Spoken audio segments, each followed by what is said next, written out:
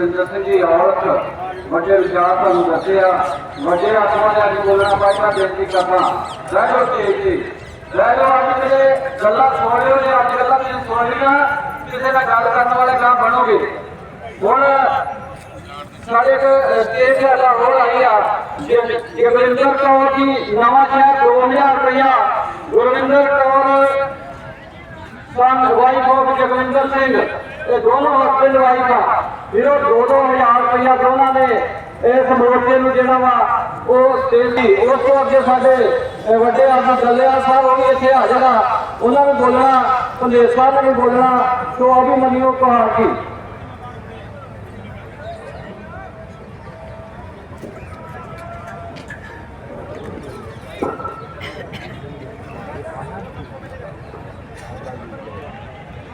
मान सम्मान के योग्य मेरे सामने बैठे हुए मेरे किसान भाई, मेरे बुजुर्ग, मेरी माताएं, बहने, मंच पर बैठे हुए मान सम्मान के योग्य अलग अलग संगठनों के तमाम किसान नेता, सबसे पहले आपको हाथ जोड़ के हरियाणा की तरफ से राम राम सत श्री अकाल।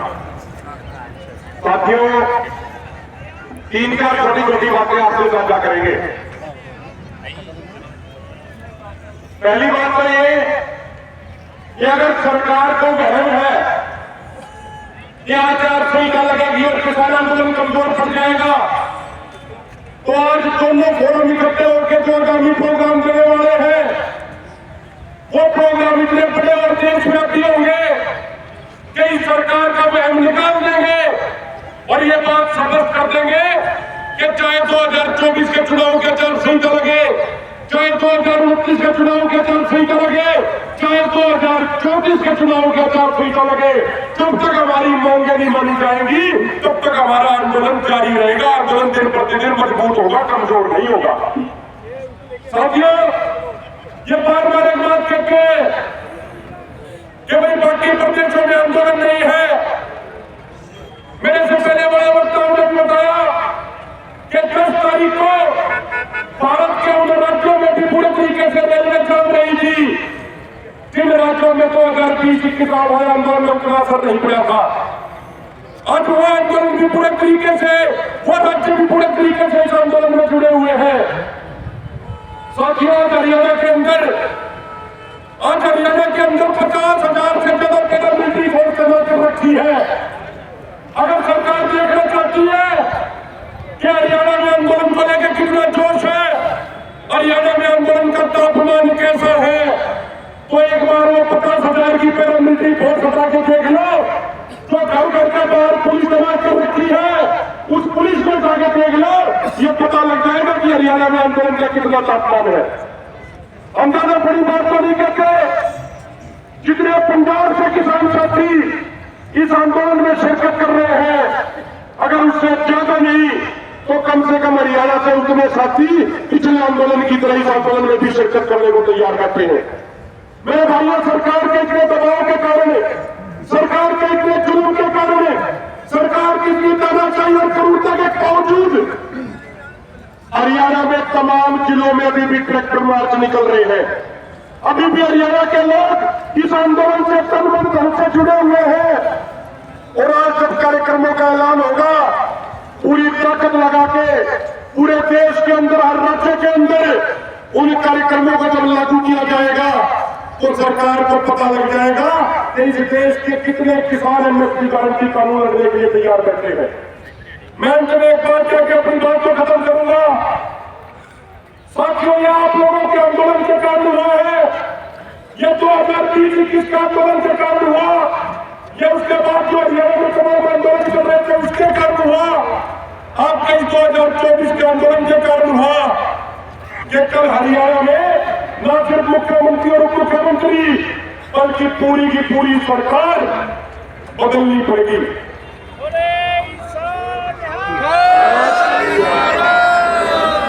ये आप लोगों की त्याग, आप लोगों की तपस्या, आप लोगों के संघर्ष, आप लोगों के बलिदान के काम संभव हुआ कि हरियाणा में भाजपा वाले अपनी सरकार बदलने पर मजबूर हो गए, मुख्यमंत्री और मुख्यमंत्री को बदलने पर मजबूर हो गए। लेकिन अगर इनको यह लगता है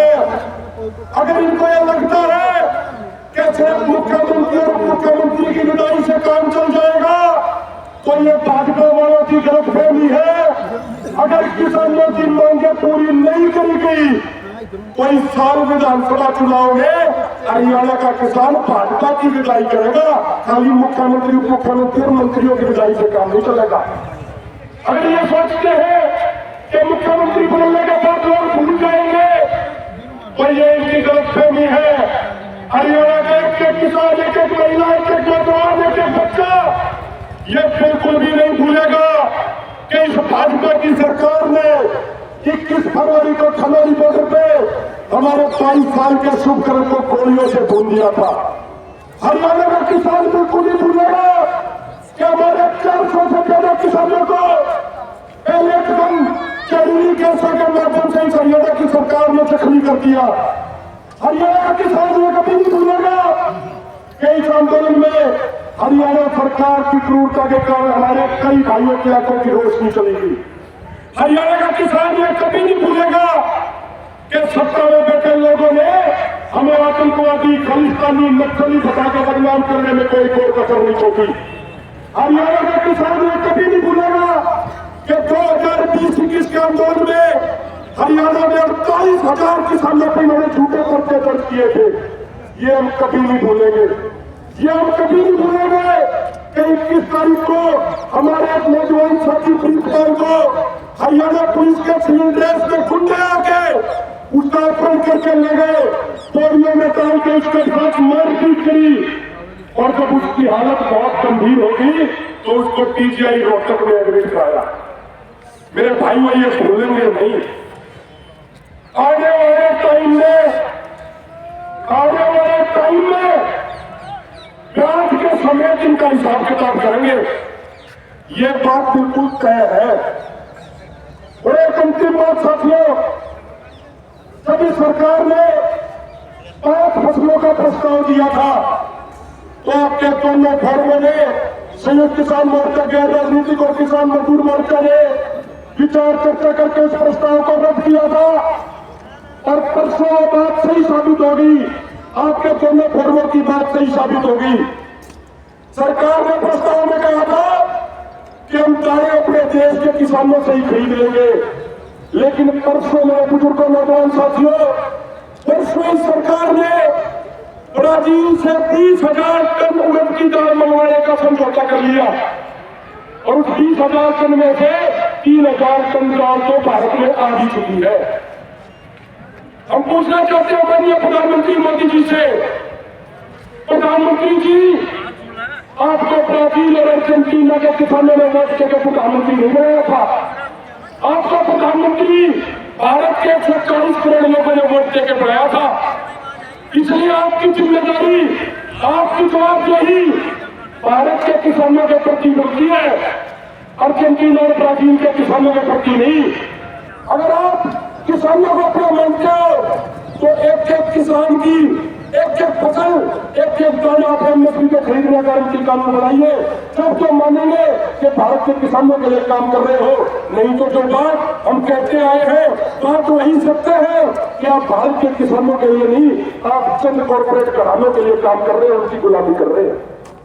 तो मेरे भाइयों, समय थोड़ा ज्यादा ले लिया, उसके लिए क्षमा चाहते हैं। एक बार अंत में जरूर कहेंगे, एक बार मुट्ठी बंद करके हाथ ऊपर करके जोरदार नारे लगाएंगे।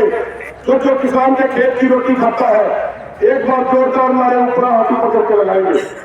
किसान मजदूर एकता जिंदाबाद, किसान मजदूर एकता जिंदाबाद, हमारा भाईचारा जिंदाबाद, हमारा भाईचारा जिंदाबाद, मोदी सरकार मुर्दाबाद, मोदी सरकार मुर्दाबाद।